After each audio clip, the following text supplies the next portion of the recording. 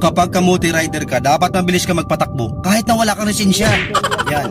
Piga lang ng piga ng sa linyador kahit na wala kang lisensya. Tapos yung kurbada mo dapat mga 120 over pasyente. Pasyente ka talagang damuho ka kapag nadisgrasya ka. Tapos send mo yung Gcash mo for donation dyan sa kabubuhan mo. Yan. Ganyan dapat yung mindset.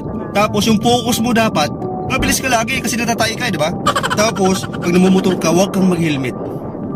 Huwag kang mag-helmet kasi matigas naman yung ulo mo talaga, hindi ka marunong makinig. Feeling mo kasi pugi ka, kaya tinanggal mo yung helmet mo para ipakita yung pagmumukha mo, ang kapal ng mukha mo. Yan, yung mindset mo ganun dapat, huwag kang mag-helmet. Bahala na mahuli. Tapos, yung tambutso mo, kailangan maingay yan eh. Kasi kulang pa, lakasan mo pa. Yung maabot talaga sa kabilang nayon. Ganun dapat yung tambutso mo. Tapos, kung hindi ka makontento yan, madaling araw yan yung mga trip mo. Biyahe ka na madaling araw, piga-pigain mo doon sa mga bahay na natutulog na. Yan, para magalit sila sa'yo lalo.